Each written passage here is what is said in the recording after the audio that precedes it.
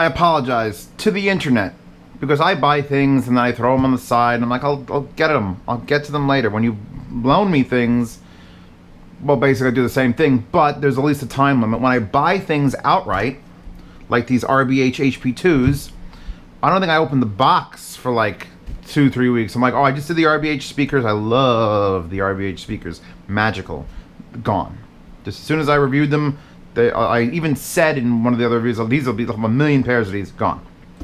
So I bought the RBH HP-2s because I said, okay, their speakers convinced me to spend $200 Patreon dollars for them. Put them on the side. Listened to, reviewed them. I didn't get to it. I have lines up of things. Things are lined up. And I apologize because now these Beryllium drivered amazing closed headphones. There's only 5 left in stock. As of the recording of this video, they've dropped to $150 a pair, and they're about to get an amazing review of how comfortable they are stock. Low-end murder. See, how do I even start this review? I'm so out of practice from reviewing. Not the most insanely good build quality. It's kind of like the RBH speakers. They were like good enough, but not like to write home about. I like this little thing. Probably very thin metal. It says beryllium. There's 3 vent holes. Plastic frame. Looks like something you've seen before. Slides are pretty. I mean, they're nice. Sharp edges in the plastic. This headband is enough. They don't weigh much. Beryllium, by the way, is a light, thin metal that's more expensive to make than most, and not a lot of companies have come out with things that are beryllium. Right-hand side wire connection, which every time I pick them up, it throws me off, because anyone who knows anything about headphones knows it's single wire is left. Unless you're in like the fashion cans, and then single wire can be right. Or it could be omni, like the B&O H6s, where you could put it on either side.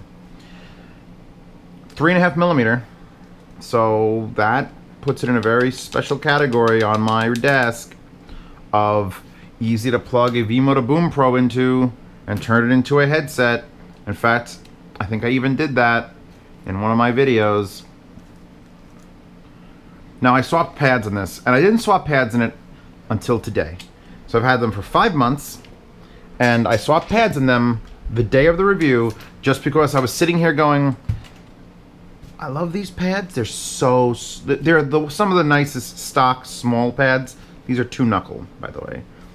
And these are the sheepskin HM5 pads are a full 3-knuckle.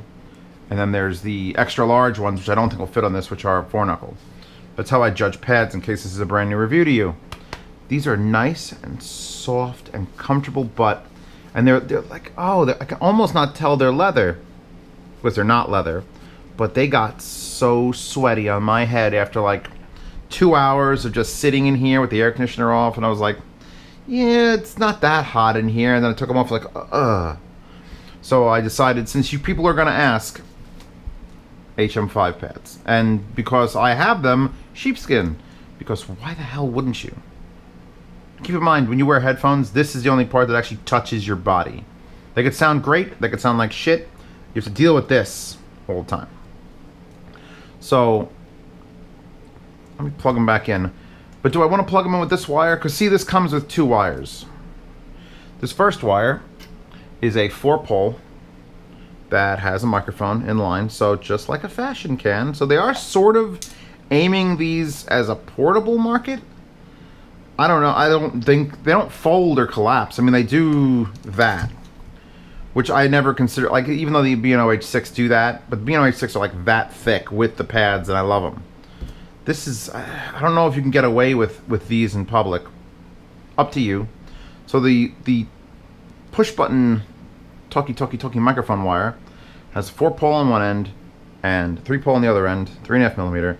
And it's very janky looking because I pretty much kept it wrapped up for a very specific reason. See, here's the RBH case, which, by the way, is a very nice, like, rubberized box. It's about the right size. I like the zippers. Look at the little zippers. But But in here is the reason why this wire is all janky.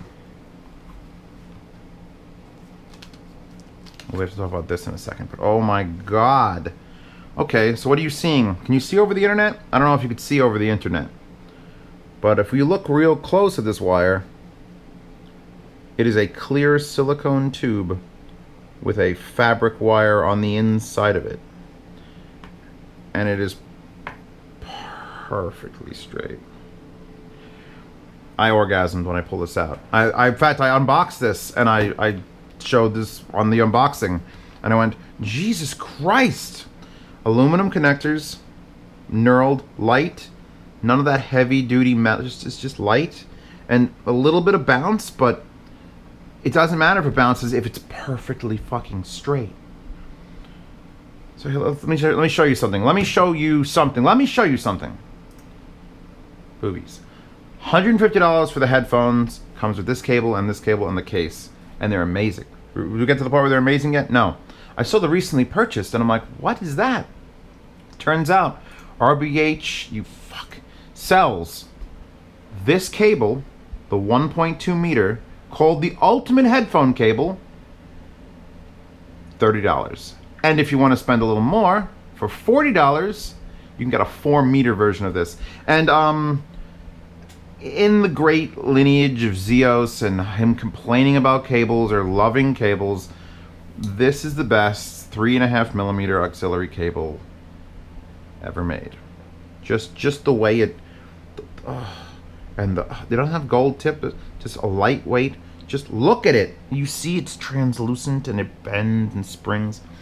The other two that qualify, if I get up and get one, obviously you can't go anywhere in this world without a V-motor cable. 45-degree end, fabric. Great length. What is that? A little more than 6 feet, perfect for a desk. Look how straight that is. V-motor is known for their cables, and the last one is actually going to go to that goater cable, which I don't know where I put it. So, cool. Cool. So yeah, there's that right angle goater cable that I like for very short runs to like a desk. So yeah, congratulations RBH. I hope that even if these run out of stock, that your ultimate headphone cables stay in stock. So let's plug this in. Oh, we got to talk about this card while I'm plugging this back in.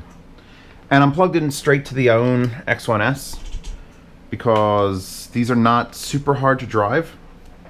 They're actually rather efficient. Let's get that. See anything else? Ultralight for its size. It's light. It's not ultralight. Only a 45 diameter diaphragm driver, by the way, not a 50. Oh, and getting these pads off is easy. Getting these new pads on was easy on one side and a fucking nightmare on the other, so just keep that in mind. I will link to these pads, and for the love of God, spend the extra $10 and get the sheepskin. Because, oh, sheepskin, you don't sweat sheepskin, or it's so much. An animal died to bring these to you, alright? Isn't that what you want? Unless you're a vegan? Then I don't know what you want. Anyway, this card came attached to the outside of the box, and I had to save it and hold on to it because this is the only this happens if you're a headphone person. You're going to understand this. When you have a 4-pole like that and you're using like a 1/4-inch adapter or some normal phone things that don't have 4 poles, like a phone will use it because you use it for the microphone. Usually you have to push it in, and then you might get a left or right channel imbalance, and you have to pull it out just a little bit so that the contacts don't fuck around. RBH has thought of that, and they included taped to this card stabilizing spacers, and they're literally tiny, the smallest cock rings imaginable. And you peel those off, and then there's a demonstration video which I linked here, which is interesting. A QR code would have been better, RBH. You put one on the back maybe, because now you have to go in there and type capital R, lowercase n, capital I, lowercase c, 6 _ capital Y for IRC. And then you slide it on the end of this so that it keeps it from going in all the way on specifically iPhone 6, iPhone 6 Plus, iPhone 6s, and iPhone 6s Plus models. Thank you, Apple, for being so, nice with your naming conventions. Because I'm not confused at all. So here's the box, by the way. Here's the inside. It's got this cool flap here that has another flap inside the flap there. Which I guess you would just use this flap because it does seal pretty tight. This isn't elastic much. Okay, I like the box. It's got a little dinghy. It's got a dick. Ooh. Okay, so yeah, that's that. This is this. Just if I got a set, and I have gotten sets of $2,000, $3,000, $4,000 headphones, and I will mention the Edition X because I had those clear cables that came with it, and I didn't know if they were stock because I tried to look up pictures, but it didn't look like they were the ones. And apparently those were the stock cables. I hated them, and they were a silicone cable. So why do I fucking love this cable and hated those cables? I know we're talking about cables, and you want me to get to the fucking headphones. Relax, people. If you're new to Z Reviews, then this is new to you. But if you're not new to Z Reviews, then this is par for the course. In fact, you should be watching all these reviews in 2x like I do. I don't know. It's just better. It's got a better thickness, and one side works. Let's put them back on. Right side. I'm so like that's built into my soul to turn it that way to put it on, and I gotta fight it every time. Oh, sheepskin. That's better. I usually, by the way, will just randomly put a background on in alphabetical order from the way I edited it to fit. But I picked this one specifically because that's how these sound. Intense. Not a bad intense. Not M50X intense. And I'm listening to them all talking, which is... I will say this. The pad change, which I've only done just now, might bring up the highs a touch. You got a little more space in here for sound to happen. The highs don't bother me with the stock pads. They creep up a bit with these pads. But what doesn't change is that low end. Oh my god. I don't know if you can get that. It is, and I hate using this word, the low end on these headphones is epic. It is. I look at my wall. I was sitting here preparing for this review going, all right, they're going to ask me what does it compare to the bass? What does the low end compare to? I'm going to look at my wall and go, fuck. Maybe the T20s? Maybe? I don't want to compare it to an open set, like, because the 1060s are fucking great. The Ether C flows are, well, they're $1,800 fucking dollars, and the bass is spectacular on them, but it's not intense. And these have an intense. It's not. Here's the thing. I did the Brainwaves HM9s 2 years ago, and the Brainwaves HM9s to this moment, either that or the Ship 8000s.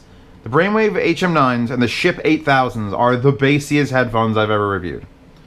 Just fucking your whole. I was humming along to a song with these, as was my wont, and I could hear my voice change, like as if I was humming into a fan, because it was shaking my whole thing here. What is the party piece of the RBH HP-2? The party piece is the intensity of that. See, it's not bad low end. Usually when you say, oh, it's got a lot, the graph goes up and it's like just muddy shit. Beryllium, baby. Beryllium bass.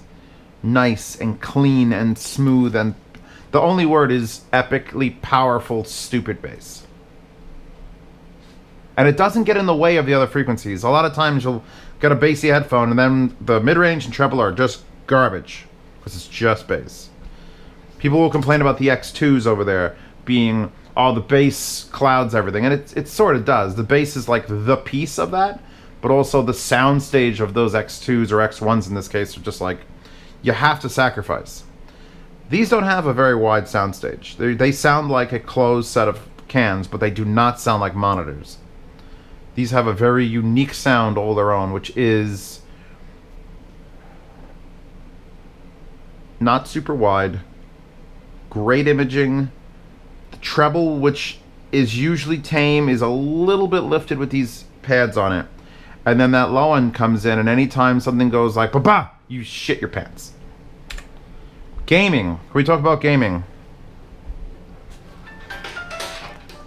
I really need to get a track. I may have to make a couple tracks on my gaming machine that are just clips of me playing Battlefield in lossless wave, so that I could just throw them on here and I could hear the fucking stupidity. Because I gamed in these. I didn't put this on it because I didn't have to. Which, by the way, put this on it.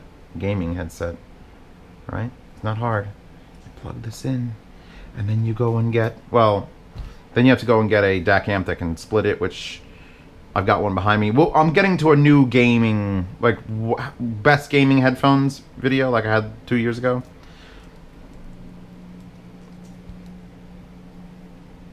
I game with my L700s. There they are, wrapped up right there. My Stax L7, my $1,300 plus $400 fucking Google, $500 Woo Audio, plus $300. That whole shit is for gaming. And these scare me just as much. Maybe not the high. Well, now the highs might with the pad change, but I mean,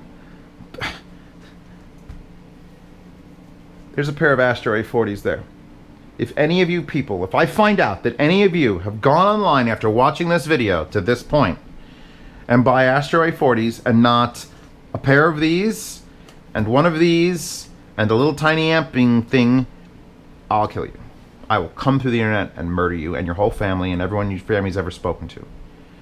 That's how good these are that I have to threaten you. Can I threaten people on the internet? I think that's fine, right?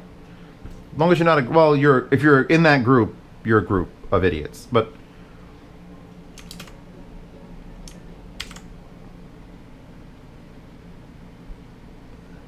the Beryllium, baby. Because this is right now is Amber Rhubarth Novocaine, which is a binaural recording. And I'm going to push it up because it's not very loud. And we've got this room effect going on. In other words, soundstage is usually a, when it lines up with the cans, there's, I say, low soundstage. But we're getting this imaging between that I could pick out sounds. And I could hear there's like, I could hear there's wind blowing near the microphones. You know that little buffeting sound you'll get? And this professional binaural recording, the low end is just, I could, it's like my chest is moving. It's like, oh shit, stuff's about to go down. I love these headphones. I'm probably keeping them. These are one of those headphones that I was thinking, like, do I want to put them in the auction, the yard sale? Patreon yard sales, by the way, are when I am done. If I buy something with Patreon money and then I'm done with it and I have no real need for it, I will just sell it to you if you're a $5 patron once a month. Like a couple of these things are going to end up on there. I don't want to. I want to hoard all the headphones. I need to cover my whole wall. I'll obviously never finish this. But I'm going to sell what I don't think I need at, you know, no starting bid, free shipping to the US. And I think I'm going to keep these because One Punch Man spaceship.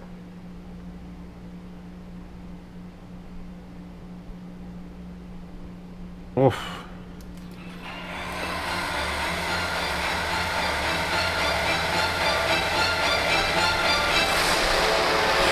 You can't even imagine.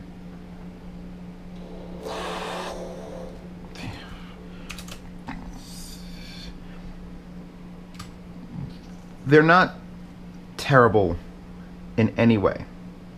I was the build quality, maybe like you get this plasticky feel going on, but it's not terrible. It's not. I think I've like the Samson headphones were worse build. These are just enough of an okay thing. They got a little, like, there's a little bit of care in here. It's a little rubber bump stop that when you tilt this back, it hits that. Instead of hitting the plastics, you don't get that plastic clicky sound. They don't feel, like, they don't creak more than you'd expect a plastic headphone that articulates to creak. They're not like Beats. Oh god, the Beats. They're put together with real screws.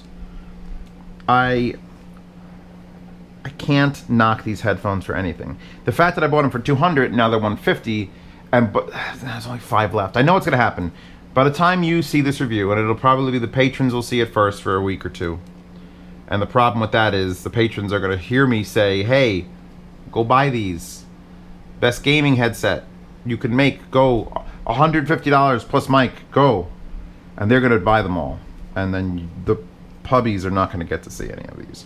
So I apologize for this retro review. I'm going to do that in every review, because that's what happens. So why wouldn't you hold on to a set of headphones for 5 months and then decide to review it? It never works out. Sound demo to these in the description, which I hope they recorded the low end well. You'll get to hear hopefully the imaging, and if the microphones don't break up from the bass and just fucking intensity of sound, then it'll be great. Patreon link either on the upper right or in the description, and that's if you want to sign up to see these reviews early. If you're one of the 15,000 people who are seeing it on my YouTube channel, you're not part of the 500 people that get to see it before it hits YouTube publicly. And there you can get to bid on it and ask me questions directly, and I'll actually answer you, because it's getting way harder to do YouTube questions now. 76,000 subscribers. So yeah, links to these, links to the pads on them.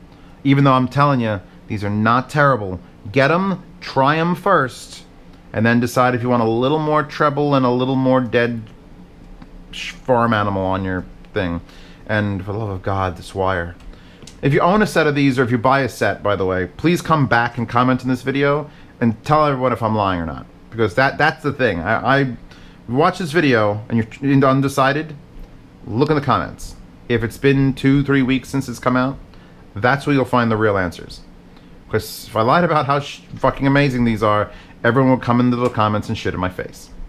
And hopefully they haven't. Also, wallpaper download in the description, because you guys need that. You guys are loyal subjects. And by the way, every wallpaper I've ever put, that's on the Patreon too. So I'll see you there.